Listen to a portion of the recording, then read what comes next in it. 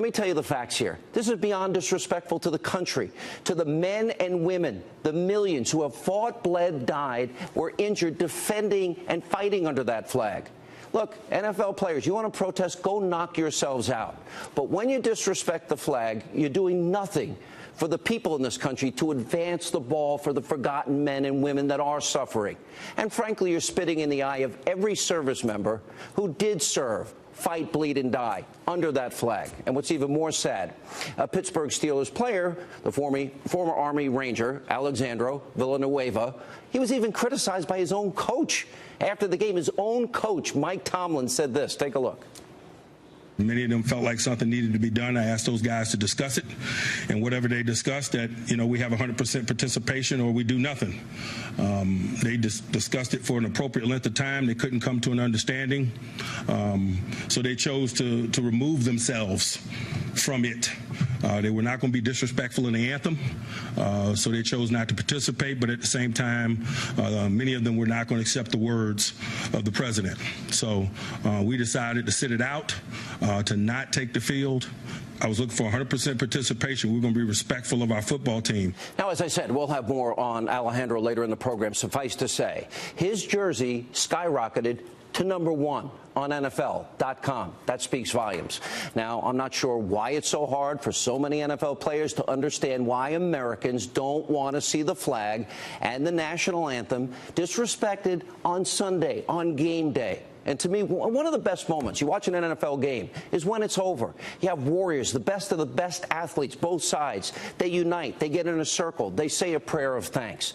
That I love. If the NFL of players, you want to choose to make political statements, you have every right to do it. And I'm predicting right here and now tonight that the fans that disagree and find it offensive, they're going to flee. That's also their right. Look, I don't support boycotts. I never have. But I'm also not interested in watching this behavior and the sign of disrespect every Sunday. As of today, Saturday is now my football day, unless this changes.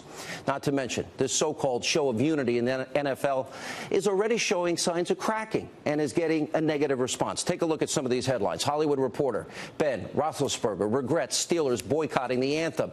Trump supports fan boos. Deadline, Hollywood, Sunday Night Football ratings down again on day of player protests. Grabian, Roger Goodell ignoring league's own rules and letting players protest anthem. CBS Denver, Von Miller, ads being pulled after the anthem protest. He's a star player for the Broncos. The New York Post, to my limit, stadium worker quits after the Bills protest the anthem. And just to put things in perspective tonight, for all of you out there, for all these NFL players that want to take a knee and disparage the flag and the men and women who fought and died for it. Let's do a little comparison. It costs on average $92.98 for a single ticket to an NFL game, and that's just the average. Family of four, they're spending hundreds and hundreds of dollars just to attend. Never mind, you want to buy a beer, hot dog, a Coke? Forget it. The average NFL salary, $2.4 million. Some players making tens of millions of dollars and even hundreds of millions during the course of their careers. And by the way, they deserve it. That's fine. They're great athletes. Now, meanwhile, the average salary for a private in the military is under $41,000 a year. Now, think about this for a second. NFL players, they have an opportunity to make millions of dollars because of men and women who make a modest salary that risk everything, their lives, to give them the freedom to play this great game. And here's another dose of reality.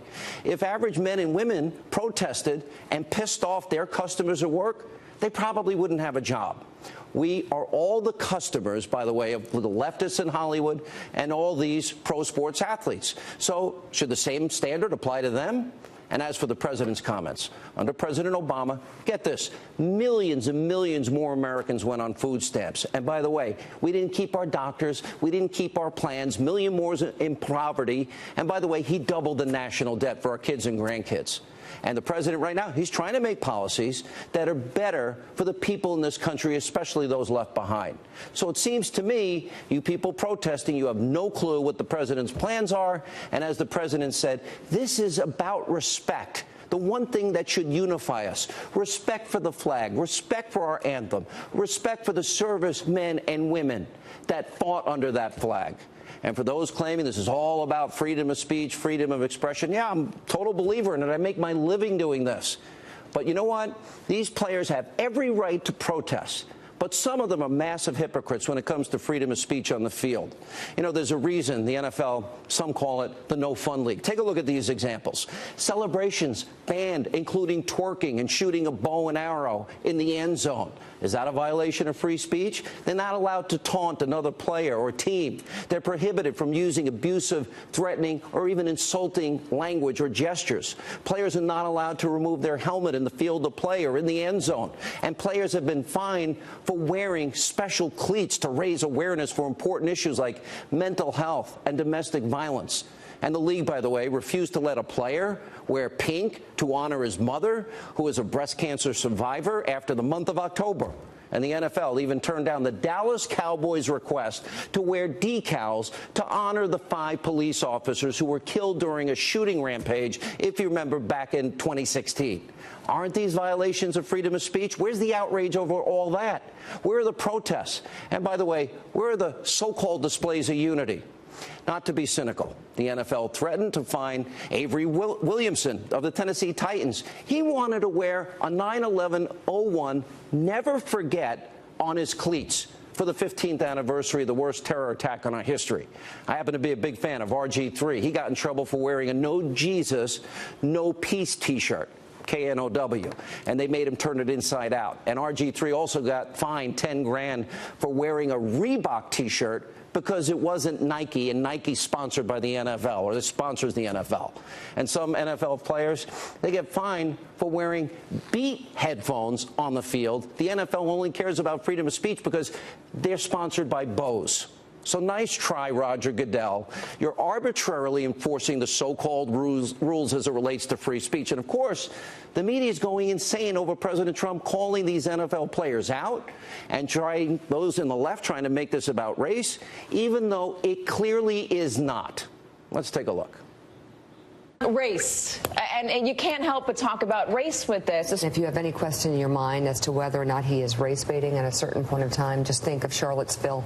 It'll give you some clarity. The president comes out and says this is not about race. That's a little bit like saying I'm not a crook. If you have to say it, you're already in trouble. SOB, referring to NFL players who peacefully protest racial injustice, SOB, that language far stronger than what the president said about white supremacists in Charlottesville. I don't think it's a stretch to say that is a bit of a dog whistle that is being played out there. The protesters were almost entirely black, and the team owners whom the president was calling upon to fire or suspend those players are almost entirely white, and the president chose to launch this campaign in front of an almost all-white crowd in Alabama. Is President Trump a racist?